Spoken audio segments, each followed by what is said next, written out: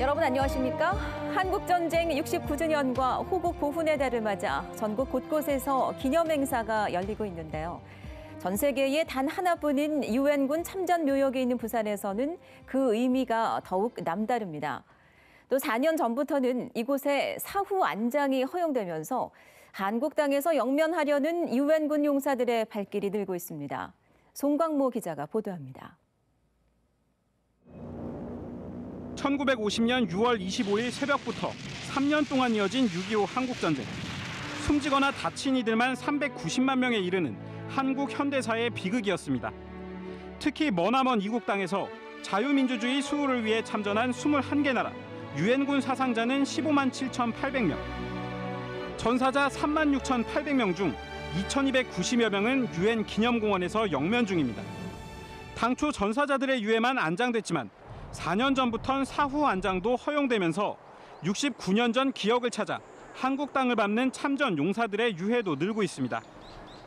이렇게 아름답게 잘 관리되어 있는 곳에 이 생사를 같이 했던 이 전우들과 함께 한다면 좋겠다라는 의사를 굉장히 많이 전달해 오셨고, 전 세계 후손들의 발길도 이어지고 있습니다.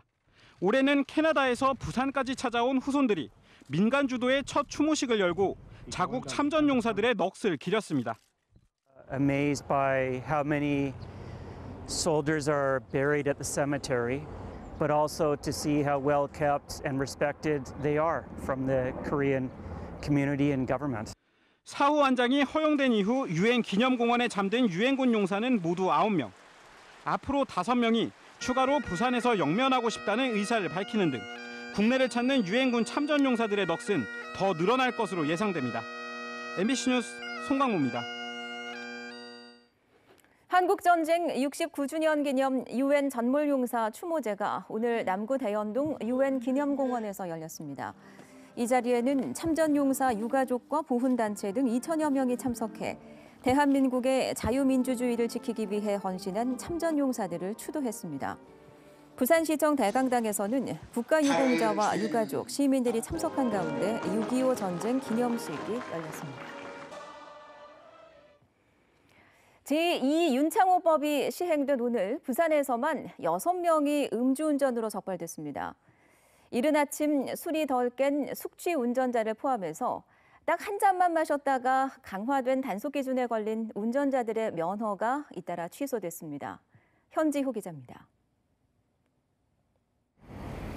안녕하십니까. 음주단속 중입니다. 감사합니다. 오늘 새벽 0시를 기점으로 음주운전 단속 기준이 강화됐습니다. 이른바 제2의 윤창호법으로 통하는 새 도로교통법이 시행된 겁니다. 개정 도로교통법이 시행되자마자 낮과 밤을 가리지 않고 온종일 음주 단속이 이어졌습니다. 강화된 단속에 대한 전방위 홍보에도 불구하고 밤사이 부산에선 6명의 음주운전자가 적발됐습니다. 4명은 면허 취소, 나머지 2명은 면허 정지.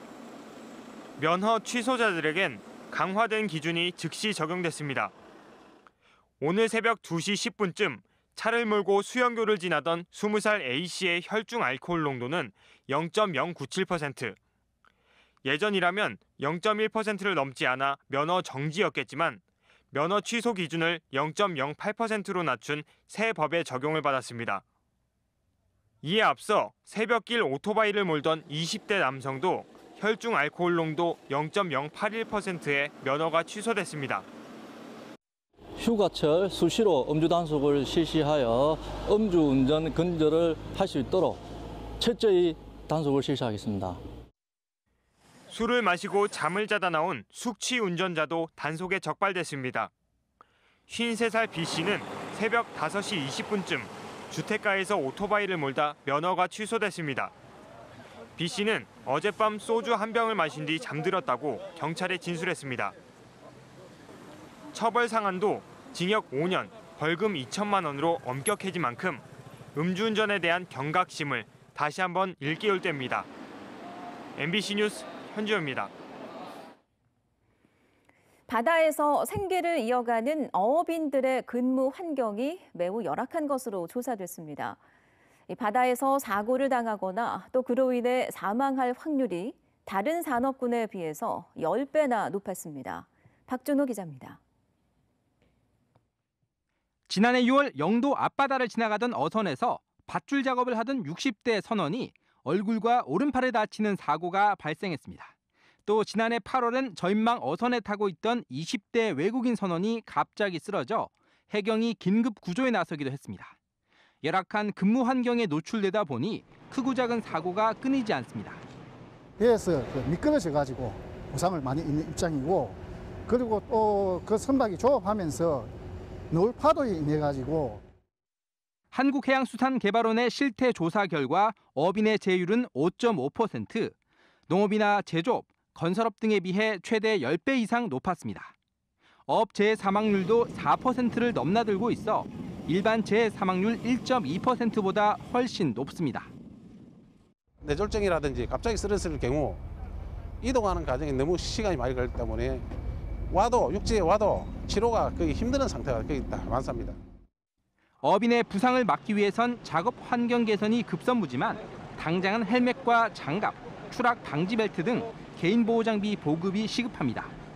예방센터와 같은 전문 기관 설립도 빨리 이뤄져야 합니다. 의무적으로 교육을 받아야 하는 그런 강제 규정, 그리고 작업 환경이나 안전장비 이러한 것들을 좀 구축할 수 있는 이런 제도적 지원 기반이 좀 필요하다고 봅니다. 이와 함께 50%에 머물고 있는 어선원 보험 가입률을 대폭 끌어올려 보험 사각지대를 해소해야 한다는 지적입니다. MBC 뉴스 박준호입니다.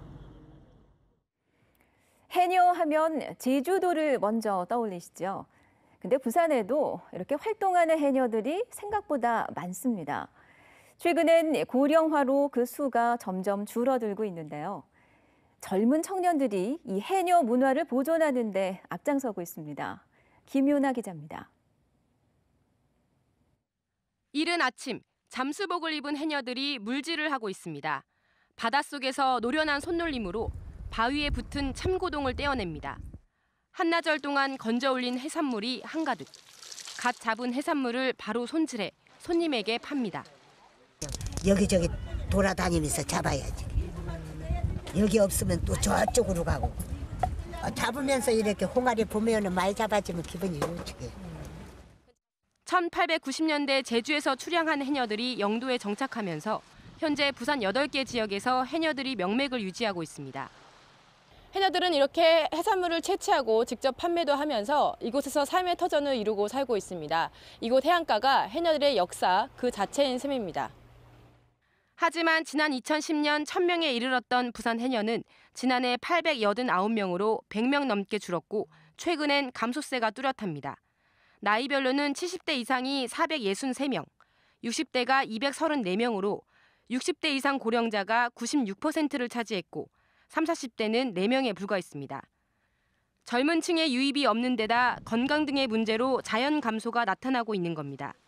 이렇다 보니 최근엔 청년들이 나서 해녀 문화를 연구하고 해녀 문화 전시관이 세워지는 등 해녀 보존을 위한 움직임이 이어지고 있습니다. 젊은 층들이 해녀로 유입이 되지 않고 있고 하기 때문에 해녀 문화가 점차 사라져가고 있다. 저희는 그렇게 보고 있습니다. 그래서 이러한 우리 영도 해녀 문화를 개성, 보존 또 우리 국민들에게 널리 홍보하기 위해서 사라져가는 부산 해녀의 역사적, 문화적 가치에 대한 자각과 전승 노력이 과연 어떤 결과로 이어질 수 있을지 관심이 쏠리고 있습니다. MBC 뉴스 김윤아입니다. 국립부산국악원이 다음 달부터 2달간 선보일 부산 유일의 문화관광 공연을 마련했습니다. 부산을 찾는 국내외 관광객은 물론 부산 시민을 대상으로 하는 이번 공연은 출연진부터 소재와 배경까지도 지역을 근거로 했다는 점에서 벌써부터 주목을 받고 있습니다. 정세민 기자가 전해드립니다. 국립부산국악원의 대표작인 왕비의 잔치와 천생연분. 2015년부터 지난해까지 4년간 520여 회 공연을 통해 국내외 관광객과 시민 등 8만 9천여 명이 관람했습니다. 그러나 이는 공연 장소만 부산일 뿐 전국 어디서나 볼 수 있는 공연으로 지역적인 특성이 없었다는 평가입니다. 다음 달부터 정기 공연에 들어가는 천생연분 시즌2. 신라시대 부산 연지못 별빛 아래 펼쳐지는 붉은 머리학 단장과 화랑을 꿈꾸는 낭도 흠모의 사랑 이야기입니다. 영남이라는 지역적인 특성과 함께 부산의 강점인 동네 학춤의 명장면을 최대한 반영했습니다. 저희는 어쨌든 부산에서 사랑받는 동네 학춤을 모티프로 했기 때문에 마지막에 어떻게 그게 춤의 기원이 됐을까 상상하실 수 있게 그런 마지막에 동네 학춤이 이 창작과 어우러지는 장관을 보실 수 있습니다. 또 45차례의 공연은 기악단과 성악단, 무용단 등 모두 국립부산국악원 70여 명의 단원 자체 인력으로 마련된 첫 공연이어서 더 큰 의미가 있습니다. 그 판타지 스토리에 좀 더 집중할 수 있도록 저희가 그 한국 무용의 틀 안에서 그 스토리를 표현하려고 노력했기 때문에 또 다른 저번 극과는 또 다른 무용극의 국악의 매력을 담아냈다고 생각해요. 한류 확산과 독창성을 반영해 만든 이번 공연은 대중성을 위해 허리는 숙이지만 국악의 품격과 자존심은 고스란히 지켰다는 비평가들의 평가를 받고 있습니다. 출범 10년이 지난 국립부산국악원이 순수 자체 인력과 지역의 특성을 살린 새로운 문화 관광 콘텐츠로 시험 무대에 올라섰습니다. MBC 뉴스 정세민입니다. 남구청이 부산시가 최근 발표한 남구 일대 세계 평화공원 조성 계획에 이견을 제시했습니다. 박재범 남구청장은 오늘 세계 평화공원 조성안의 취지는 공감하지만 세부 내용 중 평화공원 내부에 전쟁사 박물관을 짓는 내용은 공감할 수 없다고 밝혔습니다. 박 부청장은 또 주민들은 평화공원이 훼손될 수 있다는 우려를 나타내고 있다며 주변 민간 골프 연습장을 매입해 개발하는 안을 제시했습니다. 오거돈 부산시장 취임 1주년을 평가하는 시정평가 대토론회가 부산 공공성연대 주관으로 내일 국민연금공단 부산본부에서 열립니다. 이번 토론회에서는 오 시장의 공약이었던 적폐 청산과 또 새로운 부산에 대한 시민의 기대 충족 여부, 부산시정의 혁신 등에 대해서 시민들의 평가가 이루어질 예정입니다. 고소장을 위조한 혐의를 받고 있는 부산지검 전직검사 A씨에게 1심 재판부가 선고 유예를 내리자 검찰이 항소했습니다. 검찰 측은 A씨에게 징역 1년에 집행유예 2년을 구형했지만 선고 유예가 내려져 양형 부당을 이유로 오늘 항소장을 접수했다고 밝혔습니다.